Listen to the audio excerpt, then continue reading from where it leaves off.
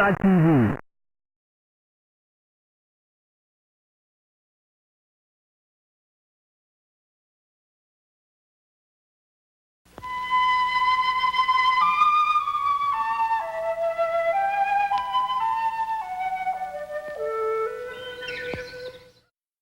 Somehow, in years of playing this game, I have never noticed the Wizard of Oz connection between Scarecrow, Lion, and Tin Man. What the heck? Well, hello once again, and welcome back to Nathan Plays Castlevania Symphony of the Night. My name is Nathan, and this is Castlevania for the Sony PlayStation. In the previous episode, we adventured around the inverted library, and I made a startling discovery in the Edit Bay, with a possible assist by the Castlevania wiki. But still, I never made that connection at all. It blew my mind. In any case, we are now going to move on through the rest of the inverted castle. We had gone up the outer wall and down the hallway into Olrox's quarters.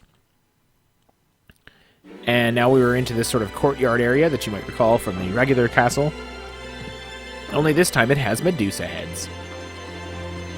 And I had the hiccups. They'll pass. So this is why it's worth checking out all these little rooms. I found the Alucard mail in here, which is some quite good armor that you start the game off with, actually. Resists fire, lightning, ice, unlike its fake counterpart that we found a while back. There's no question mark at the end of that sentence. So we're going to throw it on because it is solidly good armor. No more prisoners in the cells, unfortunately. Not really sure how that would look. And I thought I would just travel up to the upper left corner of this area just to see if there was a door that I missed.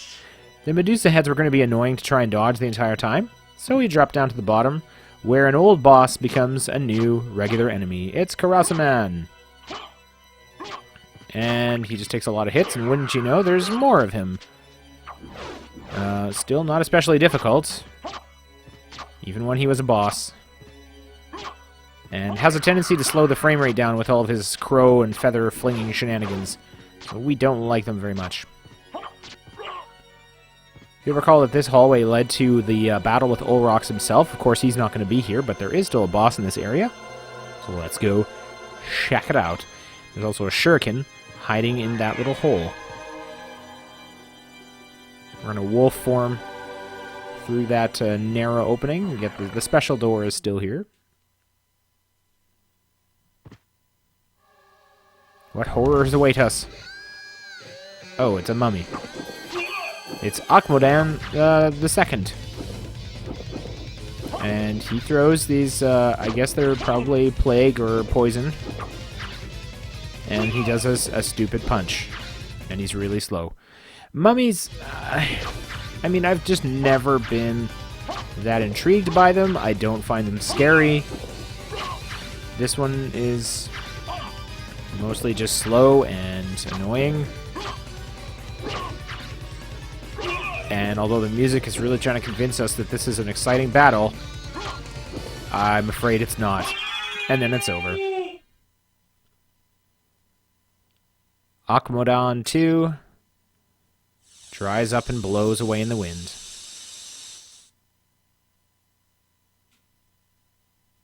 And we get the Rib of Vlad. And his casket is still here. You left your casket. Anyway. Rib of Vlad. Let's go over to relics, and we will see that it is 1 of 5 treasures. Constitution plus 10. So we are now at 3 out of 5. Just 2 more to go, and there's a lot more than 2 bosses, so we have to assume that not all of them are going to be dropping pieces of Vlad. Vlad? Vlad. I don't know. Anyway, further on, there was, I think, an animal power or mist or something. And so, this time we got the heart max up. Now, heading back out to the courtyard, we flew up to the upper right of this area. And there's a new enemy here. This is the flying zombie. Well, they don't look like they take a lot of flight.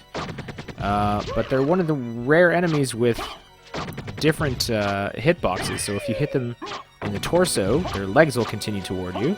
And if you hit them in the legs, their torso detaches in kind of a gory fashion and flies toward you. And hey, it's this guy again. It's Cthulhu. I remember that he used to do a lot more than just 1 damage when he hit us with those fireballs, but I guess that's the progress we've made.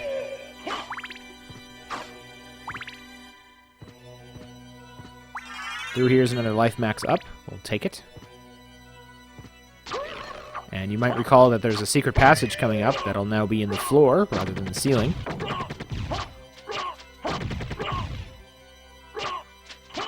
Yep, just 3 hits. There's that passage.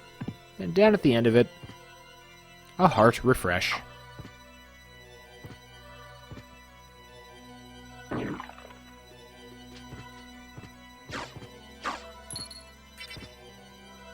So a quick check of the map just to kind of indicate where we are, and carrying on through here is actually going to connect us up to the chapel. And these are fun new friends. The imps are very small and fast, and they only take 1 hit. But if they get you, it is frightfully annoying. We also have Sniper of Goth, as sort of a strange-looking angelic figure that likes to float around and shoot arrows at you. And crowds of imps. We'll see if... oh yeah, so if one sneaks in and stabs you, you lose all control, and it's like you're mashing on the buttons, just non-stop for a few seconds. In most situations, fine. In some situations, this can be extremely dire.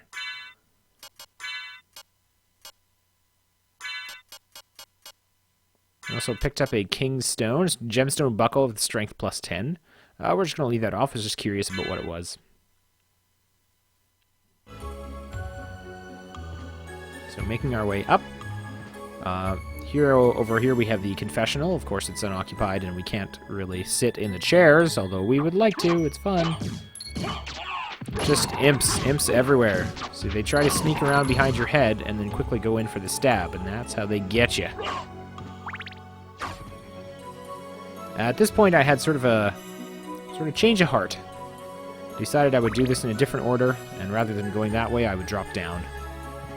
And link back around to basically where I came into the inverted castle so that I could grab the fast travel point. And fight another boss along the way. So we'll get there. First of all, we get to go back into this hallway, the spiky hallway. You'll recall in the regular castle that one of the special rings that got us here was at the end of this hallway last time. Now it's not going to be there again. But it's still worth taking a look.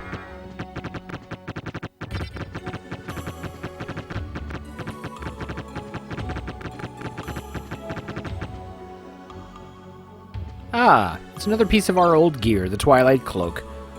Of course, we're going to check that out. Switch over from Royal. It is a black cape for vampires, which is fitting because we are one. Con +2 and Def +1. Real good. And as an extra added bonus, if we throw that on, it glows. Come on. How cool is that? It pulses red. So this is the cloak that we started the game with and that was taken away from us by death, but he's going to get his eventually.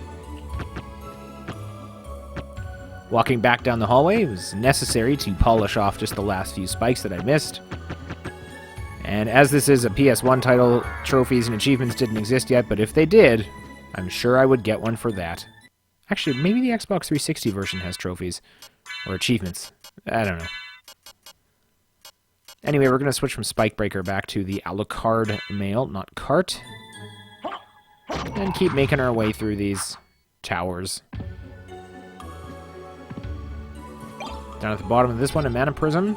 My complete inability to hit a stationary object. There we go. Smart potion. And a life max up. We'll take that.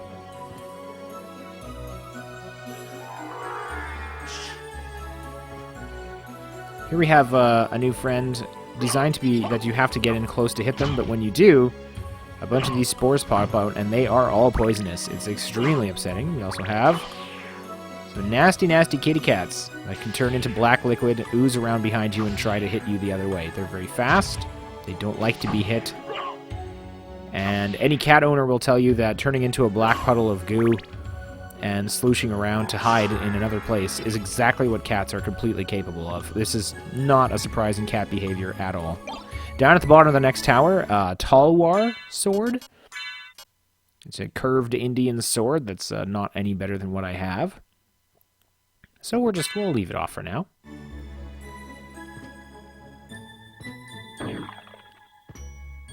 And because I was tired of these cats and their shenanigans, as well as the floating pods there, it was time to just vampire mist my way through the rest of it. Just can't be bothered.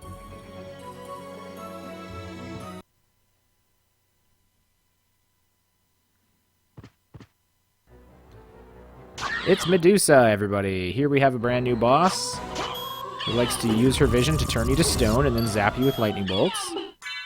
That's very annoying, as you can imagine. So we're just going to bust out our Mirror Cuirass there, which is polished to resist stoning. It works against those little floaty Medusa heads, and it works against her too. So now all she can do is shoot you with a little laser for 1 damage, and she does not really do anything else in this fight. It is unfortunate. For her. I mean, I'm fine.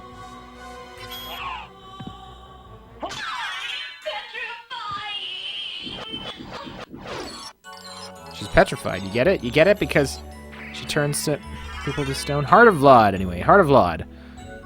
This is 4 out of 5 relics now. And it helps us to avoid curse. So we can no longer have the curse status effect applied to us, which, if you'll remember, makes you unable to attack. And also, I think you take extra damage. So we're going to Vampire Mist through this next hallway, because again, we just can't be bothered.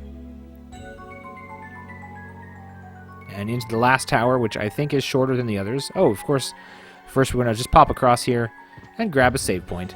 It's, you know, we haven't seen a lot of big challenges so far, but this place can surprise you.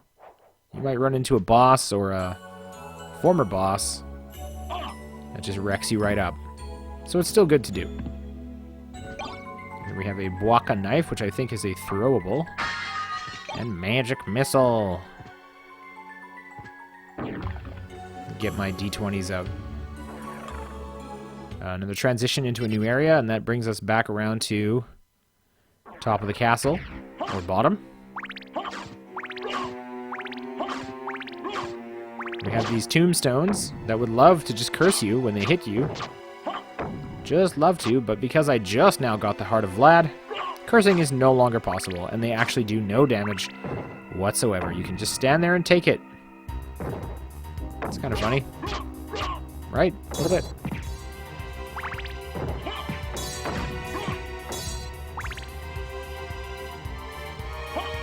For some reason, I got very caught up in the idea of trying to hit them with holy water. Even though it's just not, it's just kind of a waste of time. I don't know. I like using holy water. What do you want?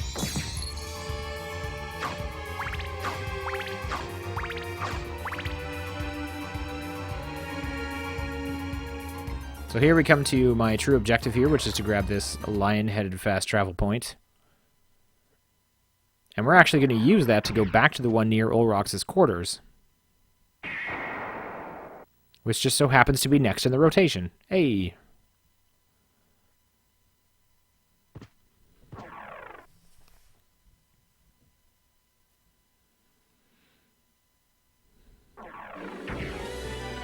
Passing through Olrox's quarters, and accidentally picking up the stopwatch, we're going to head into the Colosseum. Let's see what we can see in here. Ah, so the werewolf that we fought as a boss, again, has returned as a regular enemy. And not a particularly difficult one. 4 hits and he's out. And my sword has enough range that it's not difficult to keep out of his range. Out of his range of attack, yeah.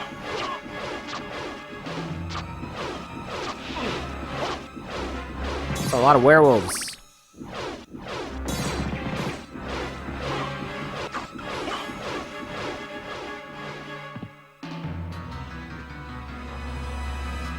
We also have more of the Azagals that we fought in the main area there. Their swords do actually hurt. That was 40 damage. But I'm not super interested in taking them on. I'm just going to head into this secret passage and grab the Fury Plate. What is Fury Plate? Well, I'll tell you, the defense goes up when damage taken. Well, my defense is already pretty good, but it may be useful in a situation down the road, so we'll just keep that in our back pocket. Sneak past one Azaghal just to fight another one. At least he's having fun. I do enjoy their hearty laughter.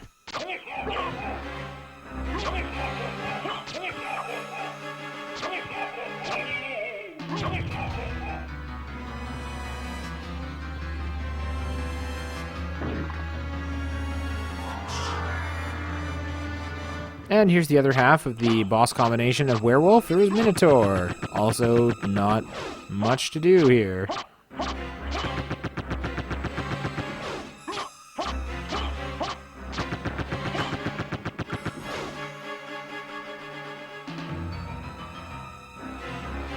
So that once again is going to connect us back up to the chapel, which I'm coming back to later. We have a new type of stone skull that's more of a cow or something, I guess. Is that an ox? I don't know. Buffalo. So we'll grab a quick save. There are a lot of save points around here. So after using that save point, it was time to head back and find the boss of this area, the new boss. Not the same as the old boss.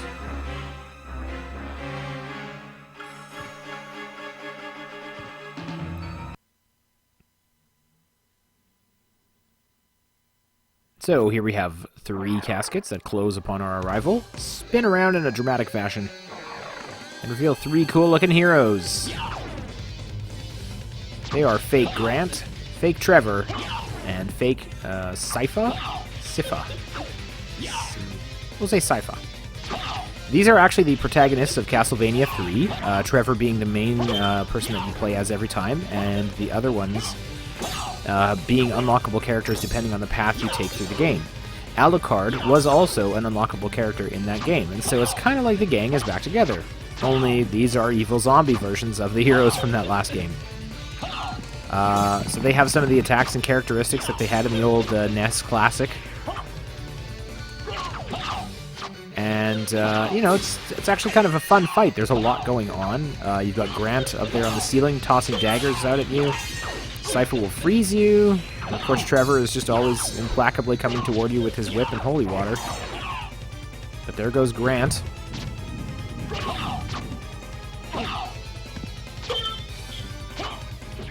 So there's just 2 heroes left to go. I was never a giant fan. I didn't actually play that much of Castlevania in the Nintendo. I played the first one. I never played the third one, really, so this would have been an amazing kind of throwback for people that were fans of the series for a long time. There goes Trevor. And lastly, Sypha. They only drop a life max up, which is still appreciated, but not the last piece of VLOD that we want. But with that, it was time to go back and forth and sort of finish out exploring the rest of the Colosseum. Because I have not a strong knowledge of what's in some of the side rooms, it could be anything, and of course everything's worth checking out. Unfortunately, the Colosseum is kind of boring. It was mostly just more werewolves, minotaurs, these stone skulls, and the white dragons. And the one in the regular castle had a lot more enemy variety and just different neat things to see, but here, unfortunately, it was just a few gemstones and a lot of stuff to vampire mist my way through. Once I got into this room, I decided to use some of my throwables just to see what they do. So here goes Bwaka Knife. Oh, kind of a wavy pattern, that's cool. That's all I have of that, and then you have to go equip something else. We'll try Cross Shuriken. Okay. Couple ninja stars there. Kind of cool, I guess. Iron Ball. I have a few of these. Oh, really is just an extremely large. And that's that. Okay. And TNT, I think, will save. And then some small shurikens, just regular ones, that do a decent amount of damage. Okay. Well, that was fun.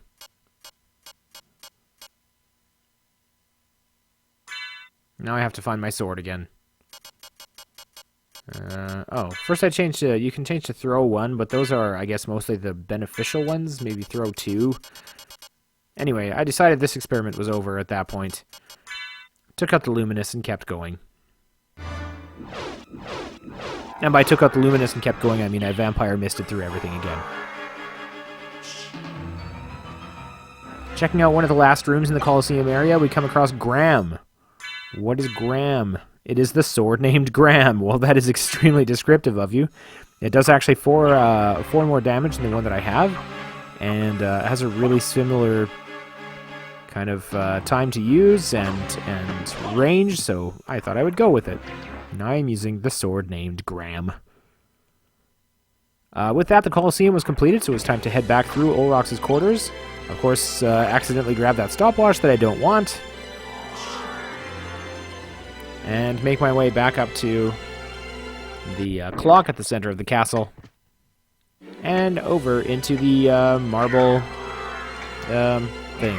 Marble gallery. That's it. Avoid some more of these fellows because, again, they are worth tons and tons of experience, but they are also just very, very difficult to kill. Here we have a new enemy. Not Jack of Bones. But, it's not saying his name for some reason. I believe it's Catobal Pass. Anyway, his little snorts will stone you if you're not careful. But he was taking too long to kill and I didn't care anymore. So it was time to head up to this save point up here. And call it a video, I think. So we've made some more good progress today. We only have 1 piece of LOD left to go, although we do have more bosses on the way. Some pretty interesting ones, I will say. Lots of areas to do. So we're going to head right kind of around to the entrance area of the castle. We'll do the laboratories and such and the rest of the chapel. And then we'll go up into the caverns and so on. So, of course, thank you ever so much for watching.